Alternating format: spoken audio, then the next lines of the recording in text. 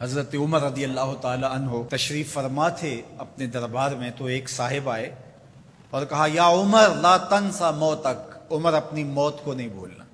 یار بھرے دربار میں کسی کو یہ بات کہی جائے تو اس کا رد عمل کیا ہوگا؟ لیکن حضرت عمر رضی اللہ تعالیٰ عنہ یوں کانپنے لگے جس طرح بید کی شاخ کانپتی۔ اس کو قریب کیا، محبت کی، کہا اگر تو روز آ جایا کرے اور یہ جملہ مجھے کہا کرے تو تیری مہربانی ہوگی، مہینے کے بعد مشاہرہ بھی دیا کروں گا۔ روز آتا ہے، بھری مجلس میں کہتا ہے عمر موت کو نہیں بھولنا۔ ایک دن وہ آیا، آپ نے اسے بلایا، محبت کی اور اس کو مشاہرہ دیا اور الوداع کہنا چاہا تو اس نے کہا کہ میرے سے کوئی گستاخی ہو گئی؟ کہا نہیں، کوئی ایسی بات نہیں۔ کوئی اور شخص آنے لگا؟ فرمایا نہیں۔ تذکیر موت کی ضرورت نہیں رہی؟ فرمایا نہیں، ایسی بھی کوئی بات نہیں۔ تو پھر مجھے چھٹی کیوں دی جا رہی ہے؟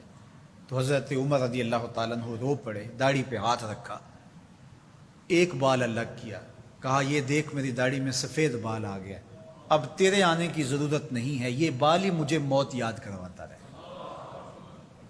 ہماری تو پوری داڑھی بھی سفید ہو جائے نا۔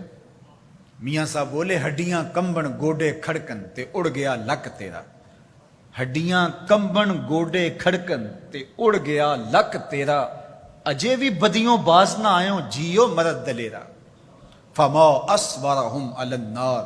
اللہ قرآن مجید میں فرماتا ہے لوگوں کا آگ پر کتنا حوصلہ ہے، کتنی ڈٹائی سے، دلیری سے کہہ دیتے ہیں یہ جہاں مٹھا اگلا کس نے ڈٹھا۔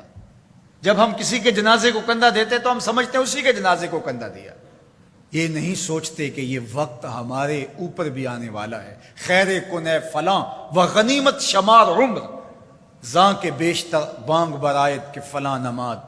شیخ سعدی فرماتے ہیں کہ اے صاحب نیکی کر لے اور غنیمت شمار کر اس عمر کو، اس سے قبل کہ تیرے لیے بھی اعلان ہو جائے کہ فلاں بھی چلا گیا۔ پہلے تو سپیکروں میں اعلان ہوتا تھا، فیس بک پہ خبر آتی ہے فلاں بھی چلا گیا، فلاں بھی چلا گیا۔ اس سے قبل کہ یہ آواز آ جائے، یہ اعلان ہو جائے، یہ خبر مشتہر ہو جائے کہ فلاں بھی چلا گیا، تو یہ خبر آنے والی ہے، آج نہیں تو کل، کل نہیں تو پرسوں۔ تو کہا کثرت کے ساتھ موت کو یاد کرو، اس سے تمہارے دلوں کا زنگ اترے گا، تم اپنی آخرت کی طرف متوجہ ہو گئے۔ اور دوسری بات ارشاد فرمائی وَتِلَاوَةُ القرآن، اور قرآن مجید کی تلاوت کرو۔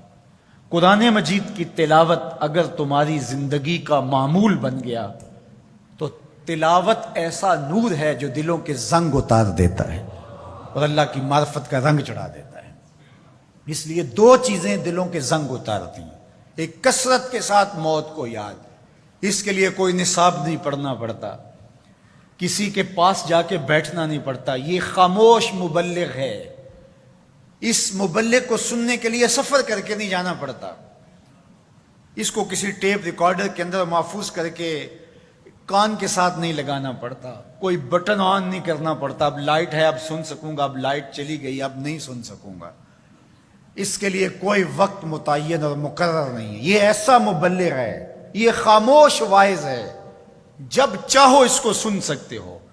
تو کثرت کے ساتھ موت کو یاد کرنا یہ تمہارے لیے دلوں کے زنگ اتارنے کا سبب۔ اور دوسری چیز ارشاد فرمائی وَتِلَاوَةُ القرآن، اور قرآن مجید کی تلاوت۔ جب قرآن مجید کی تلاوت معمول زندگی بن جاتی ہے تو دلوں کے زنگ قرآن مجید اتارتا ہے۔ اس سے بہتر دلوں کو پاک کرنے والی اور چیز ہو کیا سکتی ہے؟ اللہ کا کلام ہمارے پاس موجود ہے۔ اس وقت کسی امت کے پاس، کسی قوم کے پاس منزل من اللہ کتاب اصلی صورت کے اندر موجود نہیں ہے۔